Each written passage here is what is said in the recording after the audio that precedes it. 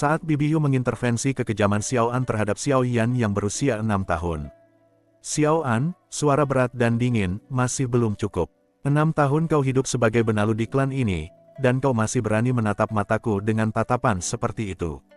Berlutut lebih dalam, atau aku akan memastikan kakimu tidak akan bisa berdiri lagi. Xiao Yan 6 tahun, napas terengah-engah, menahan sakit. Aku tidak bersalah. Paman, Xiao An, tertawa sinis, salahmu adalah kau masih bernapas. Penjaga, cambuk dia sampai dia lupa cara bicara. Bibi Yu, berteriak dari kejauhan, langkah kakinya terdengar terburu-buru, hentikan. Xiao An, lepaskan dia. Xiao An, menoleh perlahan. Bibi Yu, lagi-lagi kau mencampuri urusanku. Kau ingin membela sampah yang bahkan tidak bisa membangkitkan setetes pun energi kultivasi ini. Bibi Yu, berdiri di depan Xiao Yan, merentangkan tangan untuk melindunginya. Dia bukan sampah. Dia adalah darah daging pemimpin klan terdahulu. Jika kau ingin mengayunkan cambuk itu, kau harus melampaui mayatku terlebih dahulu. Xiao An, kau mempertaruhkan nyawamu demi anak malang ini. Dia hanya akan membawa aib bagi nama besar kita. Bibi Yu, menunduk sedikit, berbisik tegas pada Xiao Yan tanpa menoleh. Xiao Yan, tutup matamu. Jangan biarkan kebencian mereka masuk ke jiwamu. Selama Bibi masih bernapas, tidak akan ada satu orang pun yang bisa melenyapkan cahayamu. Xiao Yan, berbisik lirih. Bibi, maafkan aku, karena kau selalu. Bibi Yu, diamlah, sayang. Kau adalah masa depan yang mereka takuti. Dan ketakutan mereka adalah bukti kekuatanmu yang belum bangkit. Apakah ada bagian dari dialog ini yang ingin kamu ubah? Atau ingin kita lanjut ke adegan dialog berikutnya? Xiao Yan adalah sosok yang tidak diinginkan, namun Bibi Yu adalah satu-satunya otoritas yang masih sangat disegani, sebuah perisai absolut yang membuat siapapun, dari pelayan hingga Xiao An sekalipun, harus menahan diri saat dia ada. Berikut adalah dialog yang menggambarkan dinamika tersebut, di mana Bibi Yu menunjukkan wibawanya yang tak terbantahkan. Suasana di dapur klan, Xiao Yan yang kelaparan mencoba mengambil sisa makanan namun tangannya dipukul oleh seorang pembantu. Pembantu, berani sekali tangan kotor ini menyentuh nampan tuan muda. Pergi sana, sisa makanan untuk anjing pun lebih berharga daripada memberikannya padamu. Xiao Yan, suara parau. Aku belum makan sejak kemarin. Pembantu, itu bukan urusanku. Tuan Xiao An sudah memberi perintah. Siapapun yang memberimu makan akan menerima hukuman 10 cambukan. Bibi Yu, muncul di pintu dengan aura dingin yang menekan. Oh. Jadi sekarang pelayan di klan ini sudah merasa setara dengan tuan mereka sampai berani menentukan siapa yang boleh makan dan siapa yang tidak. Pembantu, gemetar, langsung bersujud. Bibi Yu. Saya hanya menjalankan perintah Tuan Xiao An. Bibi Yu, melangkah masuk. Tatapannya tajam. Lalu sejak kapan perintah Xiao An lebih tinggi daripada hukum dasar klan tentang perlindungan garis keturunan utama? Angkat wajahmu, lihat aku. Apakah kau ingin aku yang memberikan 10 cambukan itu sekarang juga? Pembantu, mohon ampun, Bibi Yu. Saya tidak berani. Saya akan segera menyiapkan makanan terbaik untuk tuan muda Xiao Yan. Bibi Yu, beralih ke Xiao Yan, suaranya melembut drastis. Kemarilah, Yaner. Tidak perlu takut, selama Bibi ada di sini, aula ini pun milikmu. Xiao An, masuk ke ruangan, mencoba menahan amarah. Bibi Yu, kau terlalu memanjakannya. Pelayan ini hanya menjalankan tugasnya untuk mendisiplinkan benalu. Bibi Yu, menoleh ke Xiao An dengan senyum sinis. Mendisiplinkan? Atau melampiaskan rasa irimu pada ayahnya melalui anak kecil ini? Xiao An, ingat posisimu. Jika aku mendengar ada satu lagi pelayan, atau anggota klan yang menyentuh ujung rambutnya, aku tidak akan segan-segan meruntuhkan pilar aula utama ini di depan matamu. Xiao An, mengepalkan tangan, bicaranya tertahan. Kau tidak bisa melindunginya selamanya. Suatu saat kau akan lengah. Bibi Yu, mungkin. Tapi saat itu terjadi, aku pastikan Xiao Yan sudah tumbuh menjadi kaisar yang akan membuatmu bersujud di kakinya. Sekarang, keluar dari sini sebelum aku kehilangan kesabaranku. Apakah dialog dengan tekanan seperti ini sudah sesuai dengan yang kamu bayangkan, atau ada interaksi spesifik lain yang ingin kamu buat? Setelah Xiao An pergi dengan amarah yang tertahan, suasana di dapur menjadi sunyi. Bibi Yu perlahan berlutut agar tingginya sejajar dengan Xiao Yan yang masih gemetar. Bibi Yu mengusap debu di pipi Xiao Yan dengan lembut. Lihat Bibi, Yaner. Jangan lihat ke arah pintu itu. Dia sudah pergi. Apakah ada yang sakit? Katakan pada Bibi, di mana bagian yang mereka pukul. Xiao Yan menunduk, suaranya nyaris berbisik. Aku tidak apa-apa, Bibi. Tapi, karena aku, Paman Xiao An jadi semakin membencimu. Semua orang di klan, mereka bilang Bibi akan celaka jika terus membelaku. Bibi Yu tersenyum tipis, namun matanya memancarkan ketegasan. Biarkan mereka bicara sampai lidah mereka keluh. Mereka membencimu karena mereka tidak mampu melihat apa yang Bibi lihat. Mereka hanya melihat debu, tapi Bibi melihat permata yang sedang ditempa. Xiao Yan, tapi aku tidak punya kekuatan, Bibi. Tantianku, semua orang bilang itu mati. Aku hanya anak malang yang pembantu pun berani menghinaku. Bibi Yu memegang kedua bahu Xiao Yan dengan mantap. Dengarkan Bibi baik-baik. Kekuatan bukan hanya soal apa yang ada di dalam aliran darahmu sekarang, tapi soal apa yang sanggup kau tanggung tanpa menjadi hancur. 6 tahun kau disiksa, namun matamu masih menunjukkan cahaya, bukan kegelapan. Itu adalah kekuatan yang tidak dimiliki Xiao An. Pembantu datang dengan gemetar membawa nampan berisi makanan hangat. Ini, Bibi Yu, makanan untuk tuan muda. Mohon ampuni kelancangan saya tadi. Bibi Yu melirik tajam ke arah pembantu. Letakkan di sana dan pergi. Jangan pernah biarkan aku melihatmu berdiri dalam jarak 10 langkah dari tuan mudamu tanpa rasa hormat lagi. Pergi. Xiao Yan melihat makanan itu, lalu menatap Bibi Yu. Bibi tidak makan. Bibi Yu melihatmu makan dengan tenang. Sudah cukup kenyang bagi Bibi. Makanlah, habiskan semuanya. Setelah ini, kita akan kembali ke pavilion. Jangan pernah berjalan sendirian di area klan tanpa seizinku. Mengerti? Xiao Yan mengangguk pelan sambil mulai makan. Bibi, apakah suatu hari nanti aku bisa menjadi kuat? Agar aku yang merentangkan tangan untuk melindungimu. Bibi Yu, tatapannya menerawang jauh ke depan, penuh keyakinan. Bukan hanya melindungi Bibi, Yaner. Suatu hari nanti, dunia ini akan bergetar saat mendengar namamu. Dan saat itu tiba, Bibi akan berdiri di belakangmu, menyaksikan dunia bersujud pada kaisarnya. Malam harinya di pavilion Bibi Yu yang tenang. Xiao Yan baru saja selesai makan, namun wajahnya kembali murung saat ia mencoba merasakan aliran energi di dadanya. Hasilnya tetap nihil, sebuah kekosongan yang dingin. Xiao Yan menekan dadanya, matanya mulai berkaca-kaca. Bibi, aku mencobanya lagi tadi. Tapi tetap saja, kosong. Benar apa yang dikatakan Paman Xiao An, bukan? Bahkan kucing hutan di belakang klan bisa merasakan energi spiritual, tapi aku tidak. Dan Tianku, aku tidak memilikinya. Bibi Yu, tangan yang sedang merapikan pakaian Xiao Yan terhenti sejenak. Ia membelakangi Xiao Yan, memejamkan mata untuk menyembunyikan rasa perih di hatinya. Siapa yang mengatakan hal sebodoh itu padamu, Yaner? Xiao Yan, semua orang, Bibi, pelayan, para penjaga, bahkan anak-anak kecil yang melempari aku batu. Mereka bilang aku lebih rendah dari hewan karena aku lahir dengan bakat nol. Aku hanya manusia cacat di dunia yang penuh sihir ini. Bibi Yu berbalik, wajahnya kini tampak sangat tenang dan yakin, sebuah kebohongan yang ia kemas dengan kasih sayang yang luar biasa. Kemarilah. Duduk di depan Bibi. Dengarkan baik-baik, karena Bibi hanya akan mengatakan ini sekali. Xiao Yan duduk dengan ragu. Apa itu, Bibi? Bibi Yu memegang tangan Xiao Yan, menatap langsung ke matanya. Dan Tianmu tidak kosong. Dan kau bukan lahir dengan bakat nol. Justru sebaliknya, Yaner. Kau memiliki apa yang disebut sebagai dantian semesta. Xiao Yan tertegun. Dantian semesta. Aku belum pernah mendengar itu di buku manapun.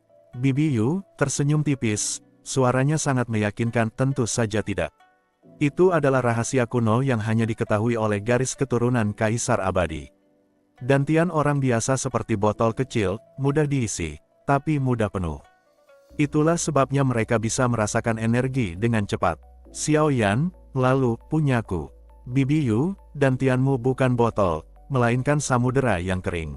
Kau butuh energi yang ribuan kali lebih besar hanya untuk membasahi dasarnya. Itulah sebabnya saat ini kau merasa kosong. Kau tidak cacat, Yaner. Kau hanya terlalu besar untuk dunia yang sempit ini. Xiao Yan, matanya mulai berbinar penuh harapan, jadi, suatu hari nanti, samudera itu akan terisi. Aku akan bisa berkultivasi. Bibi Yu mengangguk perlahan, meski hatinya teriris melihat harapan itu benar. Tapi perjalanannya akan sangat berat. Kau harus bertahan melalui penghinaan mereka, karena mereka hanya melihat samudera yang kering, tanpa tahu bahwa di bawahnya tersimpan kekuatan yang bisa menenggelamkan dunia. Bisakah kau berjanji pada Bibi untuk tetap bertahan? Xiao Yan menghapus air matanya, mengangguk kuat-kuat, aku janji, Bibi. Jika itu karena aku, terlalu besar, aku tidak peduli meski mereka menyebutku sampah. Aku akan menunggu saat samudera itu mulai terisi. Bibi Yu memeluk Xiao Yan erat, berbisik dalam hati, maafkan Bibi, sayang. Maafkan Bibi karena harus memberimu harapan palsu ini. Tapi Bibi lebih baik berbohong pada seluruh dunia daripada melihat api di matamu pada malam ini. Suasana paviliun yang tenang seketika pecah saat pintu depan dihentak terbuka. Tantian melangkah masuk dengan jubah kebesarannya, diikuti aura tekanan spiritual yang membuat udara terasa berat. Xiao Yan yang sedang duduk di dekat Bibi Yu langsung menciut, tangannya gemetar menahan sesak di dadanya. Tantian, suaranya menggelegar, matanya menatap tajam ke arah Xiao Yan, masih di sini.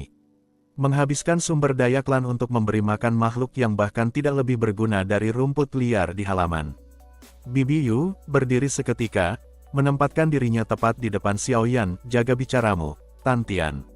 Kau masuk ke kediamanku tanpa izin hanya untuk menghina seorang anak kecil. Tantian tertawa hambar, melangkah mendekat anak kecil. Dia adalah kutukan bagi klan kita. Kau terus mencekokinya dengan dongeng konyol tentang, dantian semesta, atau apapun kebohongan yang kau ciptakan itu. Lihat dia gemetar hanya karena aku melepaskan sedikit energi. Dia lahir dengan bakat 0, Yu. Bakat 0. Bibi Yu, suaranya dingin dan tajam, bakat bukan sesuatu yang bisa dipahami oleh pikiran sempit sepertimu. Kau hanya melihat apa yang tampak di permukaan. Tantian, cukup dengan halusinasimu. Aku adalah tetua klan, aku tahu mana emas dan mana kotoran. Bahkan babi hutan punya aliran energi spiritual di tubuhnya, tapi anak ini. Dia benar-benar hampa, dia adalah penghinaan bagi leluhur kita. Xiao Yan, dengan suara bergetar, mencoba bicara kakek Tantian, aku sedang berusaha. Tantian, membentak, jangan panggil aku kakek. Aku tidak sudi memiliki ikatan darah dengan sampah cacat sepertimu. Kau seharusnya mati saat lahir bersama ibumu, setidaknya itu tidak akan mempermalukan nama besar klan ini selama 6 tahun. Bibi Yu, matanya berkilat marah. Energi spiritualnya mulai bangkit menandingi Tantian, berani kau bicara begitu di depannya. Pergi dari sini sekarang, atau aku akan memastikan kau keluar dengan merangkak. Tantian, kau mengancamku demi dia. Kau rela mengkhianati kepentingan klan demi seonggok daging tak berguna ini. Kau berbohong padanya, Yu. Kau memberinya harapan palsu yang hanya akan menghancurkannya lebih dalam saat dia sadar nanti bahwa dia tidak akan pernah bisa menjadi apa-apa. Bibi Yu mendekat ke wajah Tantian, berbisik dengan otoritas penuh, aku tidak berbohong. Aku melihat apa yang tidak bisa kau lihat karena matamu sudah buta oleh kesombongan. Sekarang, keluar, sebelum aku meratakan aula ini dengan kepalamu. Tantian mundur selangkah, mendengus sinis, simpan saja sampahmu ini di bawah ketiakmu, Yu. Tapi ingat, saat ujian klan tiba, tidak ada kebohonganmu yang bisa menyelamatkannya dari pengusiran. Dia akan tetap menjadi titik hitam dalam sejarah kita. Tantian berbalik dan pergi dengan hentakan kaki yang keras, meninggalkan tekanan yang perlahan memudar namun meninggalkan luka yang dalam di hati Xiao Yan. Xiao Yan menatap tangannya yang masih gemetar, suaranya parau, Bibi, apakah dia benar? Apakah aku benar-benar, titik hitam? Bibi Yu langsung memeluk Xiao Yan, suaranya bergetar karena menahan amarah dan sedih, jangan dengarkan dia, Yaner. Dia hanya takut. Mereka semua takut pada sesuatu yang tidak bisa mereka mengerti. Kau adalah cahaya, bukan titik hitam. Ingat itu. Bibi Yu mempererat pelukannya pada Xiao Yan, seolah ingin menyerap semua rasa takut dari tubuh kecil itu. Ia kemudian berdiri tegak, matanya berkilat dengan otoritas yang jauh lebih tinggi daripada sekadar urusan klan. Aura di ruangan itu berubah drastis, dingin dan menekan. Bibi Yu, suaranya tenang namun bergema dengan kekuatan yang menggetarkan pilar paviliun, Tantian, sepertinya jabatanmu sebagai tetua telah membuatmu lupa siapa aku sebenarnya di dunia ini. Berhenti bertingkah seolah kau punya kuasa di depanku. Tan Tian menyipitkan mata, giginya gemeletup. Kau hanyalah wanita yang terobsesi pada anak cacat. Bibi Yu memotong dengan tajam, aku adalah perwakilan langit atas. Hubunganku dengan klan Xiao, bahkan dengan kekaisaran ini, jauh melampaui imajinasimu yang dangkal. Jika aku menjatuhkan satu titah saja, klan ini bisa rata dengan tanah dalam semalam. Jangan pernah kau berani menyamakan derajatmu denganku, apalagi menghina anak yang berada di bawah perlindunganku. Tan Tian, wajahnya memerah karena amarah yang tertahan. Ia melangkah mundur namun kebencian di matanya semakin pekat. Jangan sombong, Yu. Kau mungkin punya gelar dari langit atas, tapi takdir tidak bisa kau lawan dengan gertakan. Anak itu, dia hanyalah kutukan yang bernapas. Bibi Yu, dia adalah masa depan yang tidak sanggup kau pahami. Tan Tian tertawa sinis, suaranya penuh racun. Masa depan. Lihatlah dia, lemah, hampa, dan tak berguna. Nikmatilah saat-saat terakhirmu memeluknya, karena aku bersumpah, dengan atau tanpa campur tanganku, anak itu pasti akan mati sebelum dia sempat melihat dunia luar. Alam tidak akan membiarkan makhluk sehina dia bertahan hidup. Bibi Yu, tatapannya sedingin es. Jika alam mencoba membunuhnya, maka aku yang akan menghancurkan alam itu sendiri demi dia. Sekarang, pergi dari hadapanku sebelum kesabaranku benar-benar habis, Tan Tian. Tan Tian mendengus keras, berbalik sambil menyampirkan jubahnya. Kita lihat saja berapa lama kebohonganmu bisa menunda ajalnya. Kematian adalah satu-satunya takdir bagi sampah seperti Xiaoyan. Tan Tian melesat pergi meninggalkan pavilion, namun kutukannya masih terasa menggantung di udara. Xiaoyan yang mendengar itu hanya bisa meremas ujung baju Bibi Yu, matanya menatap lantai dengan tatapan kosong dan penuh luka. Tan Tian berhenti sejenak di ambang pintu, menoleh dengan seringai yang lebih tajam dari 9 pedang. Ia tahu kata-kata terakhir ini akan menjadi racun yang paling mematikan bagi mental Xiaoyan. Tan Tian, dan satu hal lagi, Yu, kau pikir kau bisa menyembunyikan kontrak itu selamanya? Xiaoyan, dengarkan aku. Di umurmu yang ke-17 nanti, kau bukan lagi milik klan ini. Tubuh cacatmu itu sudah dijanjikan kepada seorang wanita misterius dari sekte terlarang. Kau hanyalah tumbal yang sedang digemukkan. Bibi Yu, wajahnya memucat sekilas, namun suaranya meledak penuh amarah. Cukup, Tan Tian. Keluar. Tan Tian tertawa puas melihat reaksi Bibi Yu. Sembunyikanlah sesukamu. Tapi saat dia berumur 17, wanita itu akan datang menagih janji, dan saat itu, tidak ada perwakilan langit atas yang bisa menyelamatkan nyawa sampah ini. Dia lahir untuk mati. Tan Tian menghilang dalam kegelapan malam, namun kata-katanya, wanita misterius, umur 17, tumbal, terus bergema di kepala Xiaoyan seperti lonceng kematian. Xiaoyan menatap Bibi Yu dengan mata yang gemetar. Hebat. Bibi, apa yang dia katakan? Siapa wanita itu? Kenapa aku harus diberikan padanya saat aku berumur 17? Bibi Yu langsung berlutut, memegang kedua pipi Xiaoyan, mencoba memutus kontak mata Xiaoyan dengan pintu yang kosong itu. Jangan dengarkan dia, Yaner. Itu hanya taktik kotornya untuk menghancurkan mentalmu. Dia ingin kau menyerah sebelum kau mulai bertarung.